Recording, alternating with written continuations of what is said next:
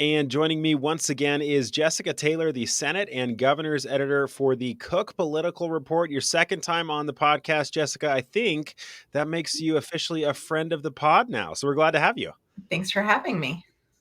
Last time we chatted feels like decades ago in the political world. We were talking obviously about Joe Biden in the race. Things have shifted and turned on their head pretty much. But before we get into that, let's start with last week. I mean, you were at the Democratic National Convention on the ground in Chicago. What did you take away from that experience being there at the DNC? And did you go to the RNC as well? Were you able to kind of compare the two conventions? I did. I went to both. So very different experiences in very different ways. I mean, at the RNC, this was about 3 weeks after the debate. I think we can just call it the debate, Right. Yeah. And I mean, Republicans were just incredibly confident. I mean, people I were talking to, they were talking about cabinet picks and who might succeed JD Vance in the Senate. So it was it felt like a foregone conclusion.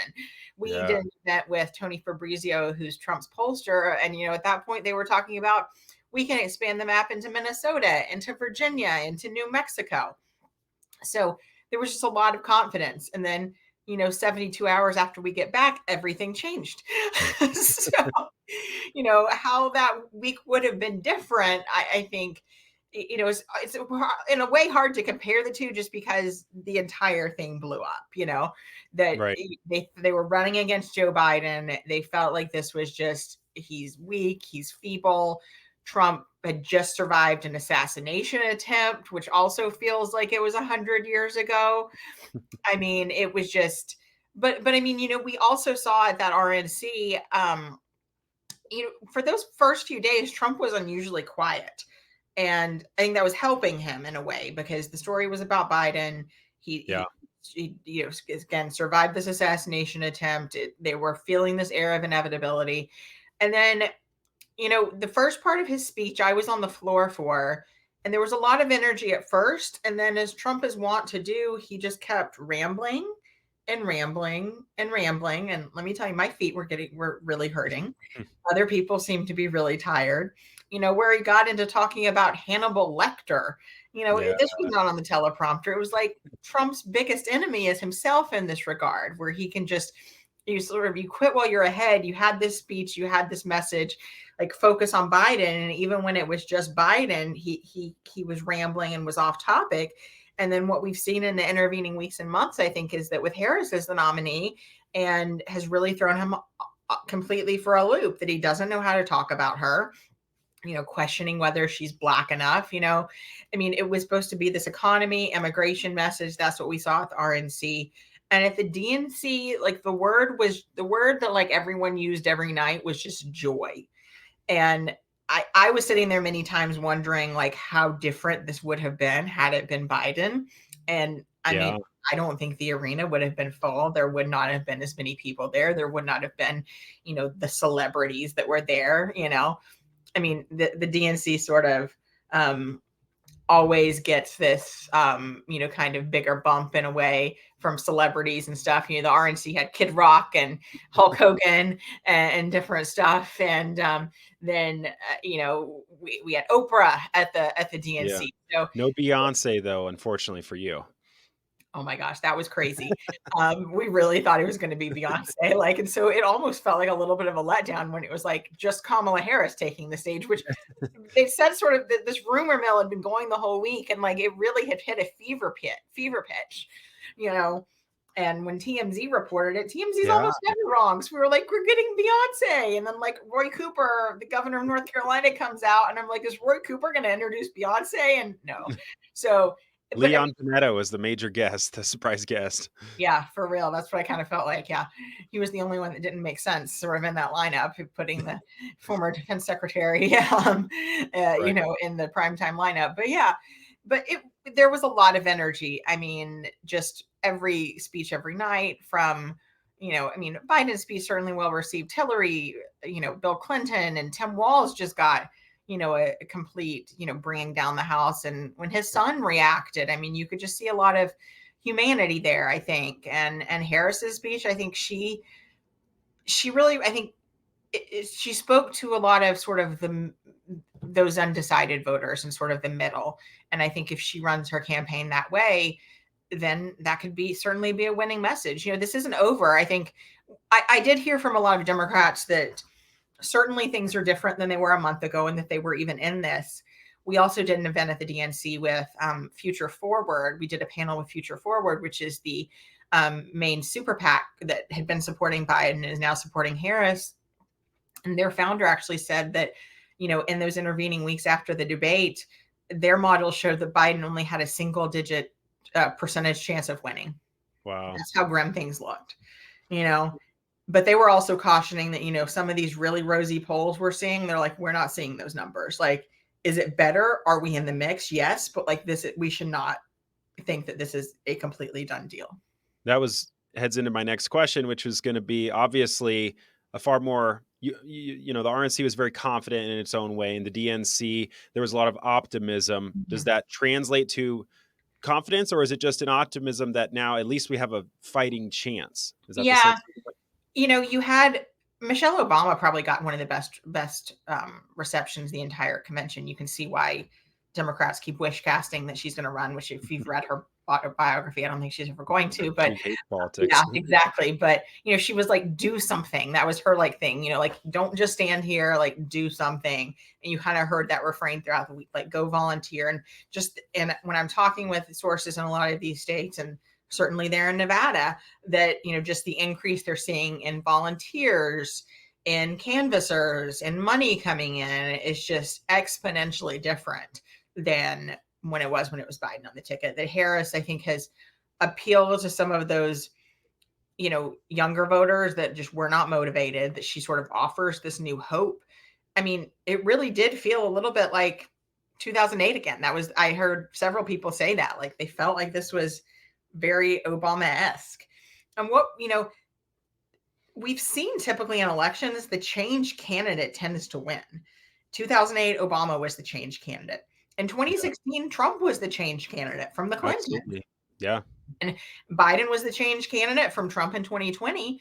And ironically enough, Trump was essentially going to be the change candidate to Biden. And I think Harris has flipped that on its head now. Even though she's a member of the Biden administration, she doesn't come with the same pitfalls that the president did. I mean, certainly I think it helps that, she's 59 and not 81. But I think that she, the vice president is just she's not as well known, and that's worked to her benefit, that she's been able to sort of carve out her own identity. I mean, they're out there blasting Beyonce every night. Like, I can't get like the freedom song out of my head, which is better than Hillary's, fight song. So I'll take it. What a throwback that is. Yeah. So, I mean, let's zoom out though and take a look at kind of the state of the race broadly, because as I mentioned, a lot of optimism, renewed optimism. And in reality, the polls are showing that the race has, of course, shifted, but it's not by 10 or 15 or 20 points. I mean, do you still see this as a very tight race in a handful of, 6 and maybe 7 swing states? Yeah, I think it is just very tight. The good thing for Harris is that there are more paths to 270. Essentially, Biden's only path that was left was winning Pennsylvania, winning Michigan, winning Wisconsin, and winning Nebraska's 2nd congressional district. That one electoral vote could actually end up being very, very important. So do not overlook Omaha. Yeah, no kidding. Would say that have gotten him to 270 on the nose, or like just over? Gotten him exactly to 270 on the nose. So crazy scenario to consider, but we digress. Right. But so in the intervening weeks, we had moved Arizona, Nevada, and Georgia out of the toss-up column to lean R. So that happened the weeks after the debate. We still kept the other, like the sort of blue wall states, Michigan, Pennsylvania, and Wisconsin in there. We have, since at the Cook Political Report, shifted those 3 states back to toss-up.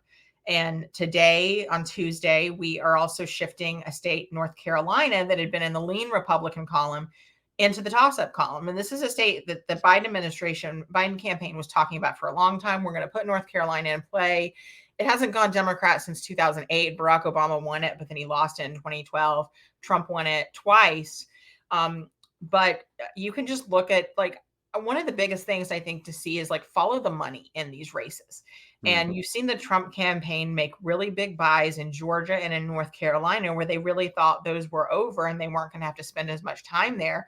They're having to now. And you're seeing both candidates go there. Harris is going to hold a rally end of the week, next week in Savannah in Georgia. Harris was just in North Carolina. Trump was just there, in Arizona and Nevada too last week. So, it comes down to sort of these 7 states, really. Yeah, but it is wild though. I mean, as you mentioned at the RNC, Republicans were talking about expanding the map with Mhm. states like Minnesota, and now in just a month's time, Democrats are hoping to expand the map in states like North Carolina. So it's just an unbelievable, unprecedented is an overused word, but shift that we've had in this race Yeah. in just a matter of a month.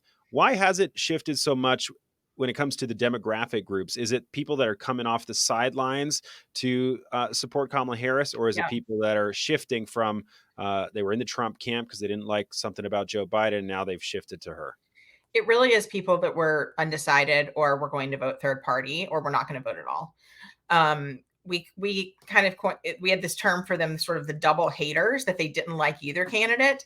And so I always said one of Biden's biggest problems was just going to be apathy, that a lot of voters, we don't like either candidate, we're just not going to vote.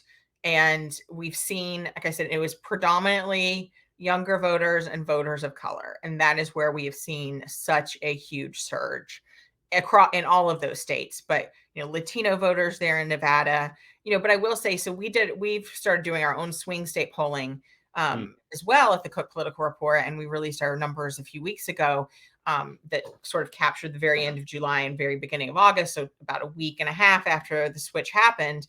And Harris was leading or tied in every battleground state except for Nevada. She was still behind 3 points in Nevada. So I still think Nevada is a tougher state, just when we look at the demographics and when we look at where the economy is in the state. And, I like to remind people that Nevada sort of, I think people will, and for the past few elections, they've been like, Nevada's blue, we don't have to worry about it. Mm. And, of these states here, it is the only, minus North Carolina, it's the only one that Democrats won in both 2016 and in 2020. But you all were the only state in the country to oust your incumbent governor in 2022. The closest Senate race, which Democrats did win, but very narrowly. And so I think, it's Trump has an appeal there, and some of his proposals, like the no tax on tips, is something that's having, a really big, I think, is something that can really take hold there in a state there like Nevada that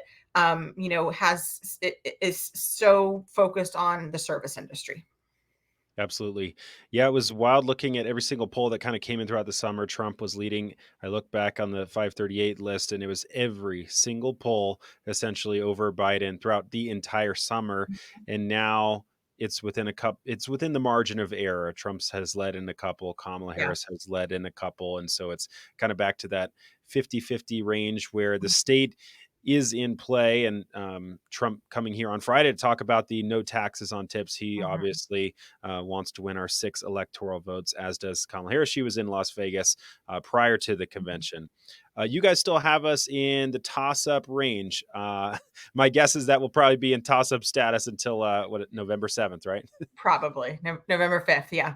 Okay. Nothing. I mean, what would it take really to have a drastic change in these ratings, or is it's just going to be tight here no matter what? I wouldn't be surprised if all of these 7 states stay in toss up, just if these polls just continue to be very, very close. I mean, these races are going to be decided by just a couple of points, one way or the other. And, third party candidates still on the ballot in many states, even though, RFK's removed his name and has endorsed Trump. It looks like he's still going to be on the ballot, at least in Michigan and North Carolina. Other third party candidates, Jill Stein in places, because if Jill Stein was not on the ballot in 2016, Hillary Clinton would have been president probably. Yeah. That margin in Michigan, Wisconsin, and Pennsylvania was small enough. So, Yeah. Let's shift and talk about the Senate race specifically, because that's part of mhm, your focus. Senate races and yeah, governor's races. Here in Nevada, obviously, it is Army Captain Sam Brown, the Republican nominee, going up against Jackie Rosen, the Democratic incumbent. From your view, kind of from the outside, not here in the Silver State, what have you made from yeah, kind of following these campaigns so far? yeah. We moved this race early on into the toss-up column back in the spring, and a lot of it was just because of the presidential numbers we were seeing, and just because that race in 2022 had been so close.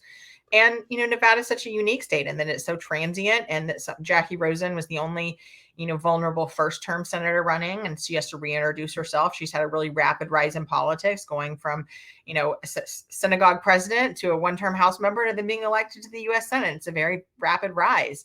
But what Rosen has been able to do is really set the narrative in this race. And Brown, he had a primary. He had to sort of work on that as well. And I think we've seen him, make some missteps, particularly on Yucca Mountain and things, and had to walk that back.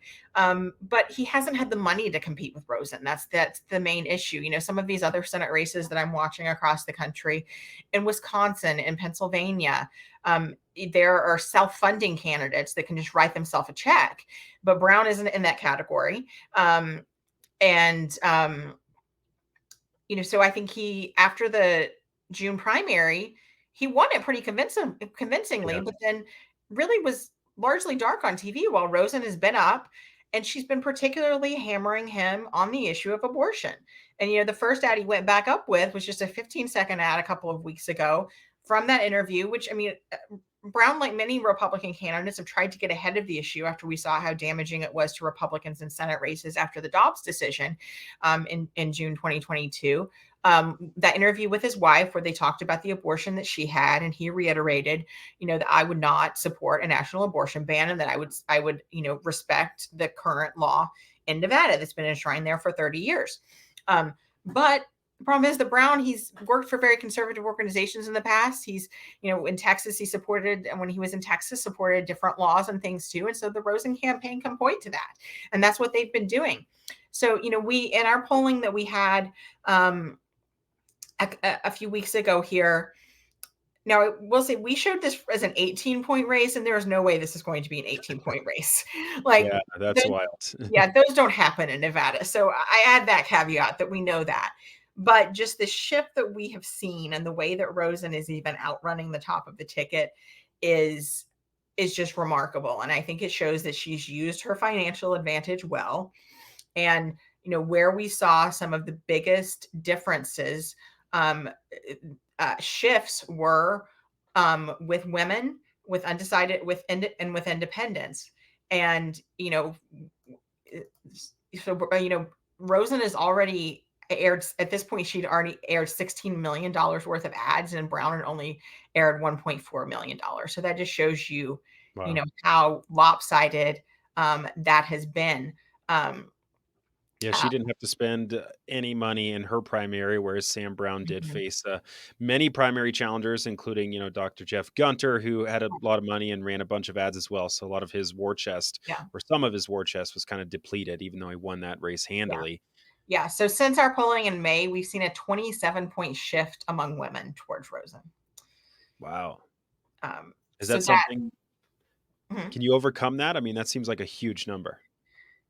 I think that's going to be hard. We moved it back into lane D for that first, even more so. I mean, I'm not as interested sometimes at the top line numbers at this juncture, but like that just tells me that Rosen's messaging on abortion is working. And then right as we were doing that, Brown came out with that ad, and it tells me, okay, it's really working, because if that's the message, he's playing defense going into this, and you want to be playing offense. It is unusual for a Republican to be out there trying and wanting to talk about abortion. Normally it's an issue that they don't want to discuss, but it shows that he's attempting to make that not be an issue. Whereas I think, not a betting man, but Jackie Rosen will probably continue to run those abortion ads all the way up until November 5th. I think so. And we've seen a lot of Democratic super PACs going in there.